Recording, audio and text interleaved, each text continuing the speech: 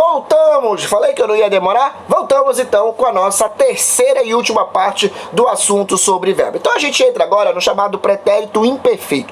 O pretérito imperfeito, como eu falei anteriormente, é aquele passado inacabado, ou seja, por algum motivo ele foi interrompido. Então vamos ver, quando eu falo Paulo apanhava muito do pai, percebe que ele apanhava, é passado. Por que imperfeito? Porque ele foi interrompido por algum motivo. Então o pretérito imperfeito ele tem essa característica. Ele não foi inteiramente concluído, percebe que o perfeito concluído. O imperfeito ele não foi concluído, certo? Então Paulo apanhava muito do pai, percebe que ele apanhava. Hoje ele não apanha mais. Então foi um passado que não foi concluído, correto? Já o pretérito mais que perfeito, ele vai indicar um fato que já foi concluído em relação a outro fato também no passado. Eu digo que o pretérito mais que perfeito é o passado do passado.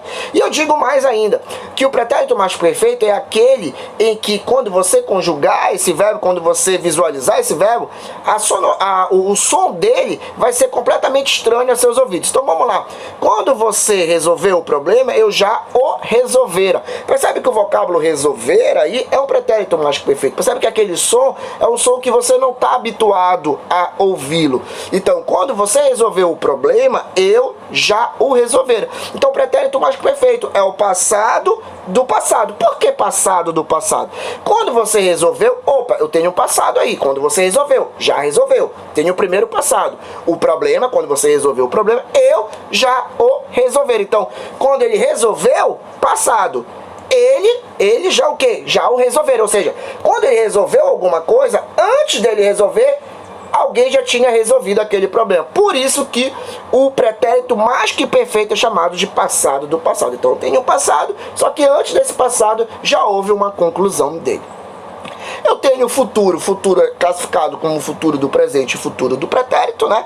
O futuro do presente é aquele mesmo futuro que a gente aprende desde lá de criancinha, certo? E a terminação é a terminação rei. Então, olha só, o futuro do presente exprime um fato posterior ao momento da fala, né, que se fala, tido como certo. Então, amanhã chegarão os meus livros.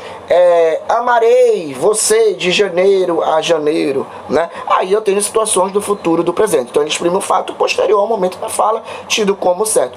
O futuro do pretérito, ele vai ser um futuro, né, com a terminação ria. E ele vai dar, em algum momento, né, uma conclusão, né, um valor semântico, né, de condição, de hipótese, porque eu posso falar o futuro do pretérito como amaria. Eu amaria você se você não fosse assim.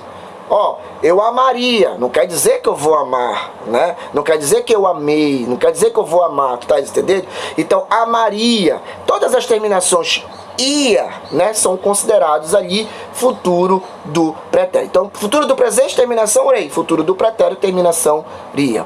E aí a gente chega no momento mais interessante, que é a resolução das questões para ver se a gente está aprendendo. Então, vamos pegar a primeira questão. Identifica a alternativa que o verbo destacado não é de ligação. Percebe que para o verbo não ser de ligação, né, ele tem que indicar a ação. Os principais verbos de ligação são ser, estar, aparecer, permanecer, ficar e continuar. A criança estava com fome, percebe que estava aí, exerce uma função de ligação. Ele dá ali, né, uma característica de momento, que é o quê? Que é a fome. Pedro parece adoentado, o verbo parecer também é um verbo de ligação. Percebe que a questão que é o de não ligação. Ele tem andado confuso, andado aí, que é o verbo principal da locução, né, tem como característica confusa. E andado, ele não anda de andar caminhando. Então, andar é um estado. Se é um estado, é um verbo de ligação. Ficou em casa o dia todo, o verbo ficar aí não é um verbo de ligação. Apesar que o verbo ficar, naturalmente, ele é um verbo de ligação, mas nessa frase em específico, ele não exerce essa função. Toda vez que eu tenho um verbo de ligação, onde o complemento dele é um adjunto adverbial, no caso em casa é um adjunto adverbial de lugar, ele se transforma em um verbo intransitivo. Todo verbo intransitivo é um verbo que exprime uma ação. Então a letra D é a nossa opção correta, porque é um verbo que exprime ação. A jovem continua sonhadora. Sonhadora aí é uma característica, continua é um verbo de ligação. Então, primeira questão, resposta letra D. Vamos para a segunda questão.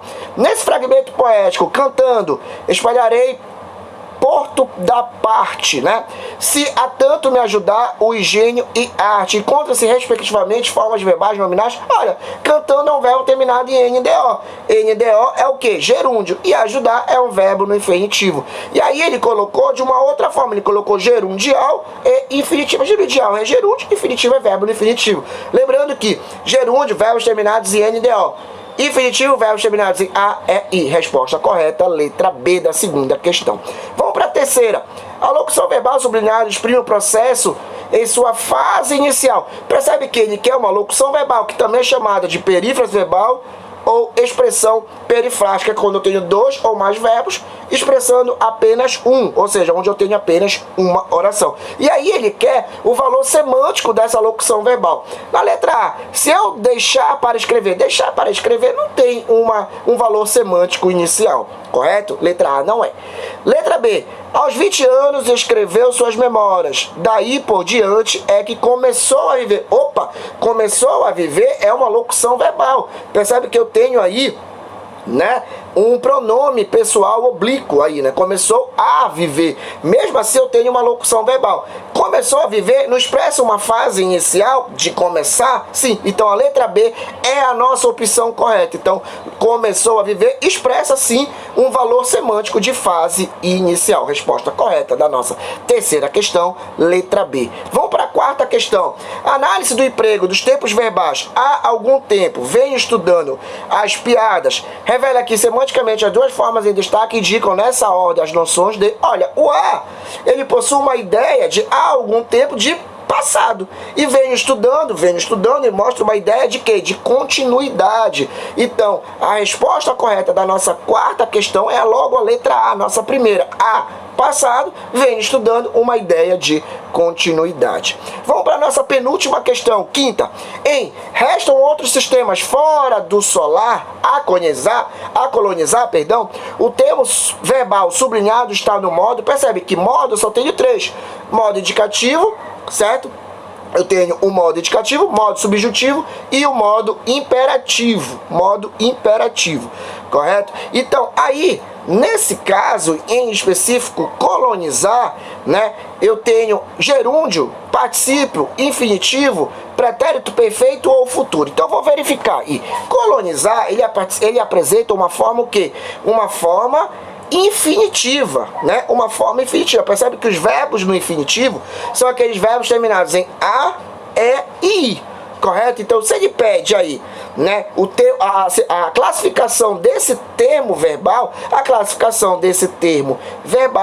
a classificação que infinitiva, porque colonizar é um verbo terminado em A.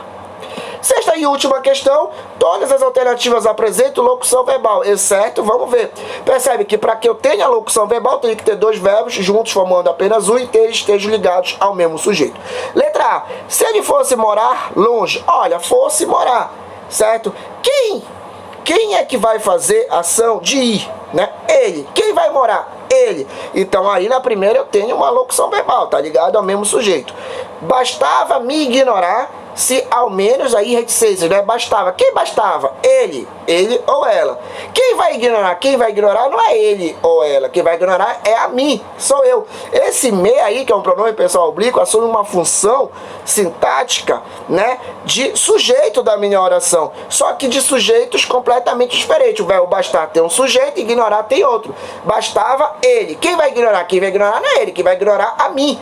Correto? Então a letra B não envolve o mesmo sujeito da oração. Se não envolve o mesmo sujeito da oração, a letra B é a nossa opção correta. Não é uma locução verbal. C e D funcionam sim como sujeitos e locução verbal. Então a gente encerra por aqui. Espero que você tenha curtido, espero que você tenha gostado. E a gente volta na próxima semana vendo mais uma classe gramatical. Um grande abraço, fiquem com Deus.